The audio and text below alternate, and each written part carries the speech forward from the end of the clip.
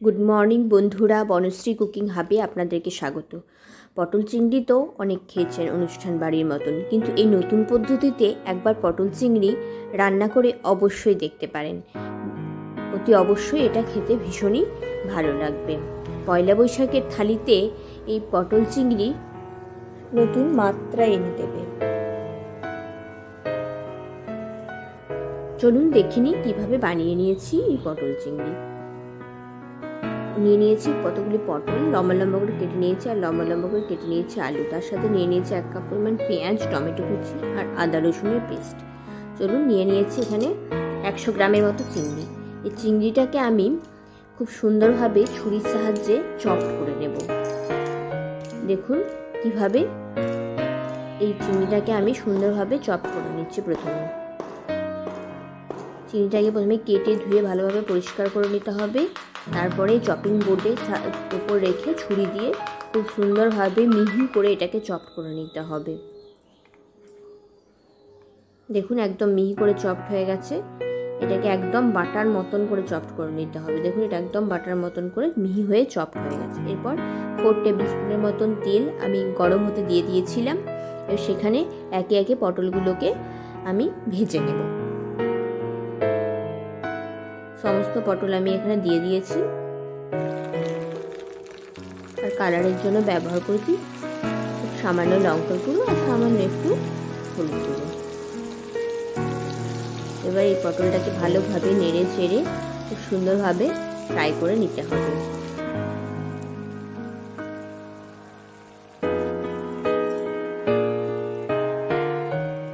দেখুন অনেকটাই লালচে হয়ে ফ্রাই হয়ে এসছে পটলগুলো। এই মতো অবস্থায় প্লেটের মধ্যে তুলে নিতে হবে।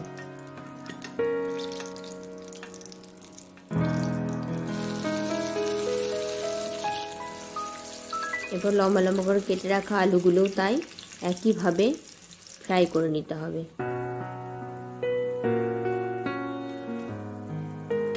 দেখুন খুব সুন্দরভাবে এটাও আলুগুলোকেও একটু সময় নিয়ে ফ্রাই করে নিয়েছি।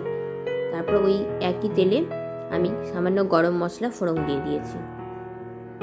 গরম মশলা ফোড়নটা একটু নেড়ে চেড়ে নিয়ে এখানে কেটে রাখা ছোট ছোট করে কেটে রাখা 1 কাপ মতন পেঁয়াজ আমি প্রথমে ভেজে নেব। তার সাথে দিয়ে দিয়েছি 2 চেরা কাঁচা লঙ্কা। দেখুন পেঁয়াজটা যখন লালচে ব্রাউন হয়ে এসছে, এমতো অবস্থায় আমি এখানে রসুন ও আদা বাটাটা মিক্সড করে নেব। মশলার সাথে খুবই সুন্দরভাবে রসুন ও আদা বাটাটা মিক্সড করে নিতে হবে। আর দিয়ে দিয়েছি 1 কাপ মতন টমেটো। টমেটোটা যাতে ভালো কালার আসে এবং টমেটোটা যাতে সুন্দরভাবে মশলার সাথে মিশে যায়, তাই আমি এখানে সামান্য হলুদ ব্যবহার করেছি আর স্বাদ অনুযায়ী লবণ। তরকারিটা যতটা পরিমাণ লবণ প্রয়োজন আমি এখানেই ব্যবহার করে নিয়েছি। তারপর এটাকে খুব সুন্দরভাবে কষিয়ে নিতে হবে। দেখুন টমেটোগুলো গুলে একদম মশলার সাথে মিশে গেছে। আর এর সাথে ব্যবহার করেছি 1 চামচ জিরে গুঁড়ো আর 1/2 চামচ লঙ্কার গুঁড়ো। এরপরে যে চপ করে রাখা চিংড়ি মাছগুলো এর মধ্যে দিয়ে দিতে হবে। যেহেতু এটা চপ করা আছে তাই এটা রান্না হতে খুব বেশি সময় লাগবে না। তবু এটাকে 5 মিনিটস ধরে এটাকে খুব সুন্দরভাবে কুক করতে হবে। এর মধ্যে থেকে যতক্ষণ না একটা সুন্দর স্মেল আসছে।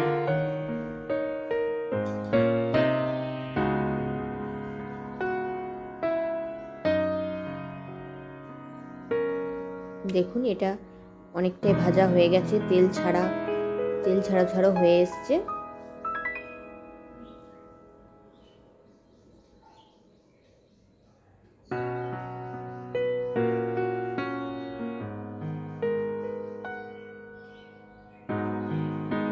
এমন অবস্থায় একটু মতন জল দিয়ে আমি মশলাটাকে আবারও কষিয়ে নেব।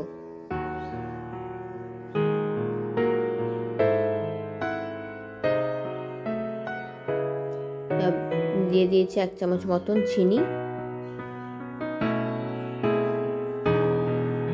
আবারও সামান্য একটু জল দিয়ে ভালোভাবে নাড়িয়ে নিচ্ছি যাতে মশলার মধ্যে কোনো কাঁচা গন্ধ না থাকে। এরপরে ভেজে রাখা পটল এবং আলুগুলো এর সাথে ভালোভাবে কষিয়ে নিতে হবে।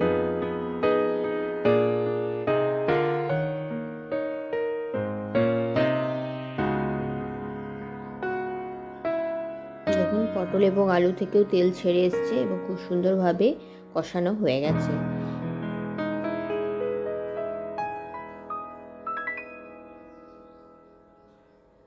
এরপর যেরকম পরিমাণ আপনারা গ্রেভি করতে চাইছেন সেরকম জল ব্যবহার করবেন। চিংড়ি মাছ, এই চপ বা বাটা চিংড়ি মাছ দিয়ে এই রান্নাটা করলে গ্রেভিটাও ভীষণ ভালো হয়।